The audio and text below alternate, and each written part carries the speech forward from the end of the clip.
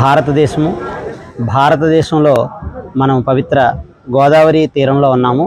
దీన్ని ఆంధ్ర భద్రాద్రి అనే పేరుతో ఇక్కడ శ్రీరామనామ క్షేత్రాన్ని శ్రీమద్ రామాయణ పీఠాన్ని ఇక్కడ ఏర్పాటు చేశారు. దేహో దేవాలయ ప్రోక్త జీవో దేవసనాతన త్యజేత్ అజ్ఞాన నిర్మాల్యం సోహం భావేన పూజయేత్ అని అన్నారు. అంటే ఈ దేహమే దేవాలయం. ఈ దేహంలో ఉండేటువంటి జీవుడు ఆ పరమాత్మే అనేటువంటి ఈ సత్యాన్ని మనకి హనుమంతుడు మనకి రామతత్వాన్ని తెలుసుకుని చెప్పారు. దేహ దృష్టితో చూస్తే నేను నీ బంటుని అన్నారు హనుమంతులు వారు రాముడితో. అలాగే జీవభావంతో చూస్తే నేను నీ యొక్క అంశని అని అన్నారు. నేను ఆత్మభావంతో చూస్తే నేను నీవే అని ఆ పరమార్థ సత్యాన్ని చెప్పారు. కాబట్టి ఈ ప్రపంచంలో సుఖానికి మూలం ఏంటంటే ధర్మం.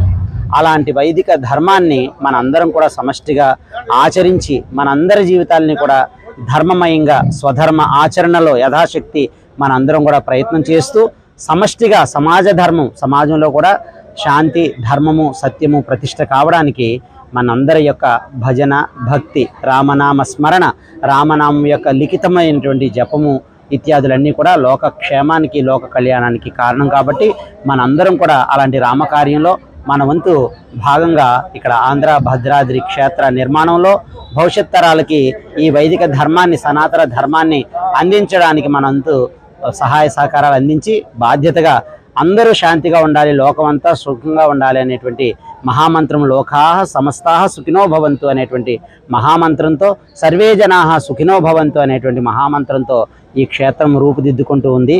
కాబట్టి పక్కనే ఉన్నటువంటి రత్నగిరి క్షేత్రము సత్యక్షేత్రము, ఇది ధర్మక్షేత్రము. సత్య ధర్మములు తల్లిదండ్రులు లాంటి వారు. తల్లి సత్యమైతే ధర్మము తండ్రి, వీరి సంతానమే దయ, కరుణ, కృప.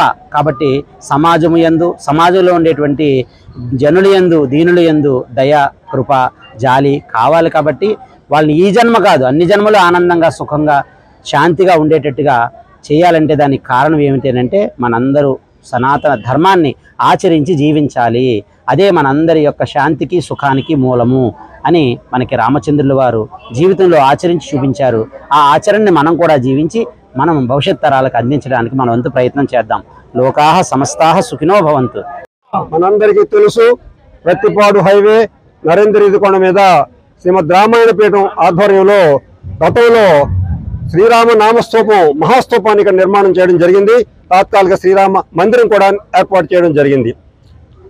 ఇప్పుడు ఈ రోజున పైన కొండ మీద ఆంధ్ర భద్రాద్రి శ్రీరామనామ క్షేత్రం, ఆంధ్ర భద్రాద్రి పేరుతో మరి ఒక భద్రాచలాన్ని పోలినటువంటి అద్భుతమైనటువంటి పవిత్ర క్షేత్రాన్ని ఇక్కడ నిర్మించాలని సంకల్పించాము.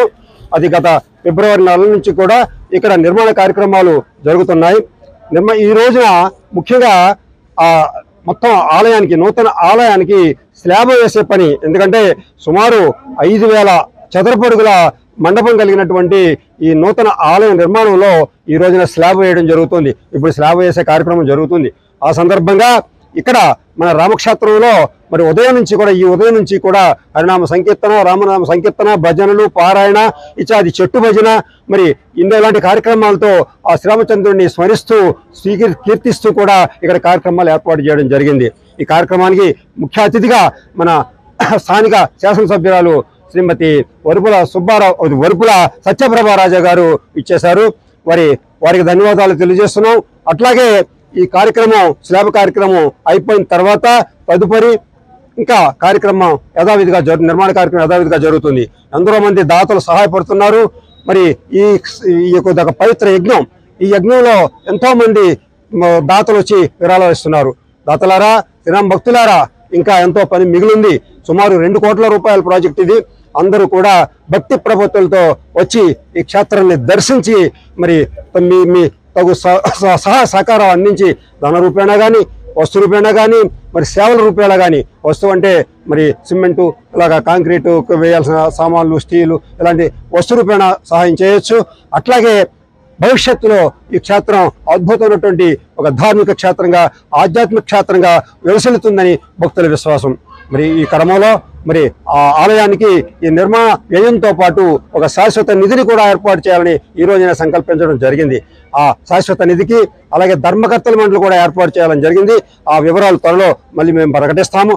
అలాగా యావత్ కార్యక్రమాలకి కూడా మీ సహాయ సహకారాలు మేము కోరుతున్నాం. ఇది ఒక అద్భుతమైన క్షేత్రం. ఎందుకంటే మన ప్రతిపాడికే కాదు, మన మండలానికే కాదు, జిల్లాకే కాదు, యావత్ ఆంధ్రప్రదేశ్ రాష్ట్రానికి ఒక భద్రాచలాన్ని పోలినటువంటి శ్రీరామ క్షేత్రంగా ఇక్కడ తయారవుతుంది.